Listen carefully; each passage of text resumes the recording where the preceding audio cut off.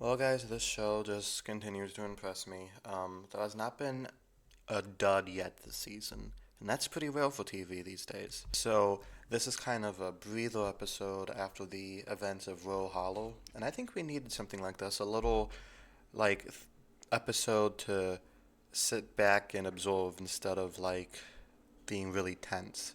Things are still happening in this episode, the plot's still progressing, but I don't feel like I need to pop a Xanax after I finish it. This is a very emotional episode, I would say, because it deals with how each of the characters feel after Irving has been fired, but essentially he's he's dead. Irving's dead. At least the any version of him is. The outie version is on a cruise. It's like nobody believes that. It's interesting seeing all three of these members grieve. I guess grieve for the first time, really, the loss of a friend, because they don't really remember their outsides, of course. And we see different types of grieving. Helly and Dylan kind of want to, like, talk about it and talk through it, but Mark is very, standoffish. Like, let's just forget about it. Let's get back to work. He just wants to distract himself from it, and I think it's a realistic way of showing different people's styles of grieving. Helly was amazing in this episode, and it's great to have Helly's Innie back. I think Britt Law does such a great job at playing these two different characters, two very different characters.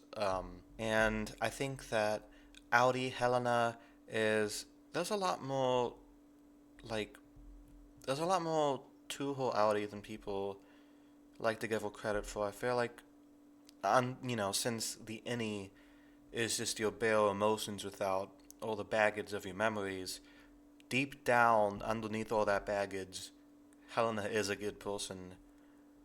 She she just kind of got lost somewhere. And I feel like you're starting to see the signs of that. It's a really good episode for Dylan as well, because I'd say out of the three of them, he was the closest to Irving. And I don't know, I feel like he's the most traumatized by it, or at least outwardly so. He's the one who suggests they have a funeral.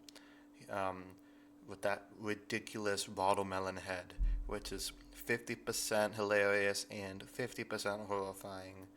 Um,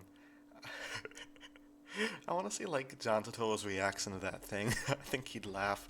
Um, but he was able to figure out like hang in there was a message under the painting. I didn't get a clear view of what those words said. They only sort of like a split second. I don't want to go back and rewind it and pause it. Like, I'll figure it out later. But I don't know. It shows how intuitive Dylan could be, and he's not as. I don't think people think he's dumb, but he's a lot more clever than at least Mr. Milchek thinks he is. Speaking of Mr. Milchek, oh, jeez. He is another great character. Every time I feel like I have him pinned, another layer gets peeled back, which makes me think like, what is his real motives? What's his backstory? What made him the way he is? And how does he really feel about these situations? We had another scene with him and Natalie where the words are saying one thing, but their eyes are saying a different thing. Like they're trapped because the world is always listening. Big Brother is always watching. They can't say what they really want to say. I bet like even outside of the office, they're still being monitored and stuff.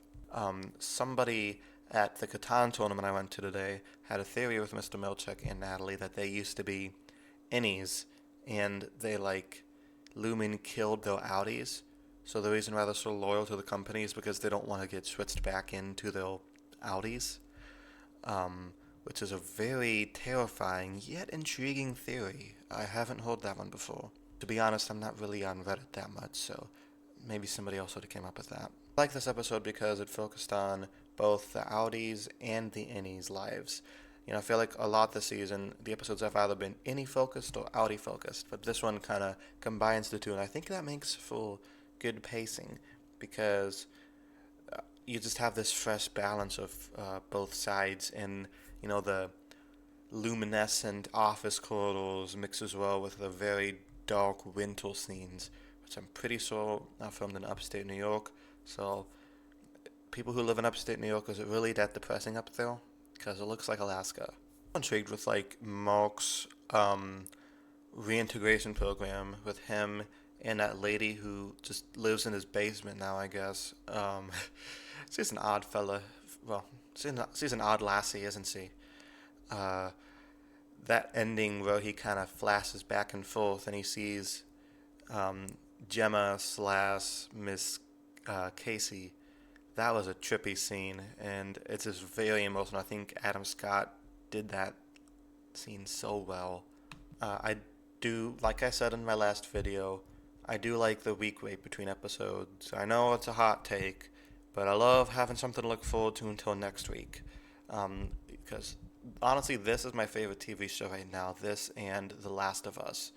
So 2025 is looking like a good year for TV. Also Invincible. So I can't make Invincible videos because I'm already doing this and Classic Who and other stuff. So I'm only one man. Uh, but yeah, let me know down in the comments below what you guys thought of this episode, and I'll talk to you guys next time. Peace.